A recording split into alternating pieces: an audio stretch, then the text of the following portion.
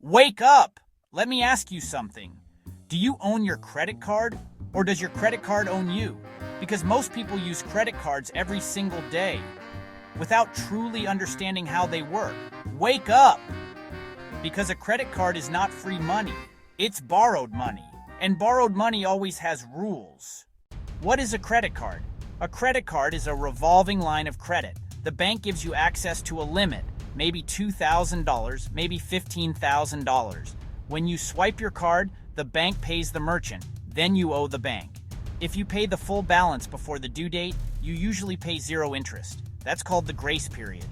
But if you carry a balance into the next billing cycle, interest begins, and that's where people get into trouble.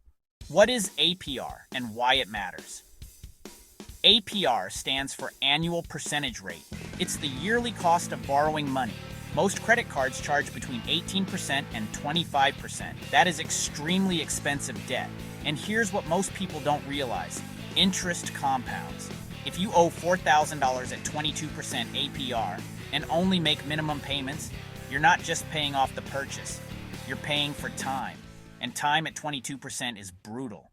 This is reverse compounding. Instead of your money working for you, you're working for interest. Your statement might say, minimum payment due, $45. That feels manageable. But minimum payments are designed to keep you in debt longer. The longer you carry a balance, the more profit the bank makes. It's not personal, it's business.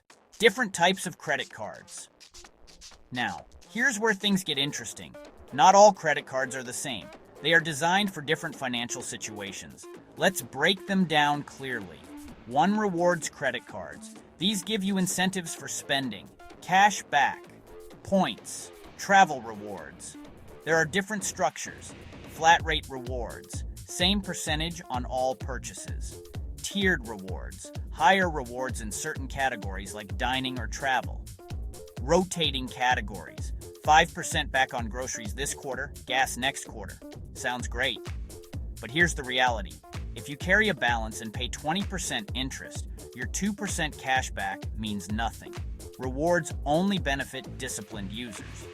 2 low interest and 0% intro APR cards. These cards offer lower APRs or promotional 0% interest periods. That means you can make a large purchase and avoid interest temporarily, or transfer high interest debt to a lower rate card. But there are catches. Balance transfer fees, often 1 to 3%. Interest jumps after the promo period. Miss one payment and the promo rate can disappear.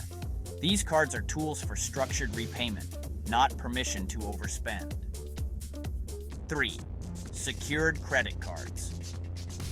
These are designed for building or rebuilding credit.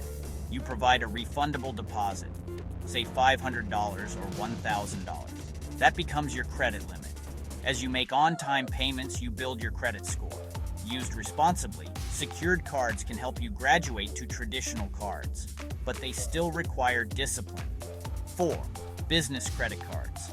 Business cards are designed for entrepreneurs. They often offer higher credit limits, expense tracking, business-focused rewards. They also help build business credit, but they are not extra money. They are leverage, and leverage magnifies behavior. Good systems, powerful. Bad systems, dangerous. How credit score really works. Your credit score is your financial reputation. Lenders look at it to decide if they trust you. The biggest factors? On-time payments. Credit utilization. On-time payments are critical. One late payment can drop your score significantly. Credit utilization means how much of your available credit you're using. If your limit is $10,000 and you're using $9,000, that signals risk. Experts recommend keeping utilization below 30%. Under 10% is even better. And here's a myth. Carrying a balance does not improve your score. Paying on time improves it. Carrying interest does not help you. The psychological trap. Here's something deeper. Credit cards remove the pain of paying. When you use cash, you feel it. When you tap a card, it feels invisible. That disconnect increases spending. Credit cards don't create bad habits, they amplify them. If you're disciplined, they reward you. If you're impulsive, they magnify the damage. How to choose the right card. Choosing the right card depends on your goals. Ask yourself, am I building credit? Do I carry balances? Can I pay in full every month? Do I spend heavily in certain categories? Do I run a business? If you pay in full consistently, rewards cards can work. If you're paying down debt, low interest or balance transfer cards may help. If your credit needs work, secured cards are stepping stones. Structure determines outcome. Before applying, look beyond the marketing. Check APR, annual fees, balance transfer fees, late fees. Final reality, a credit card is a financial amplifier. It does not make you wealthy. It does not make you broke. It amplifies your behavior. If you treat it like extra income, it becomes expensive debt. If you treat it like a payment tool, it can build credit and even earn small benefits. Wake up! Before you swipe, ask yourself, do I already have the money for this? If not, you're borrowing from your future, and your future should not have to pay for your impulses.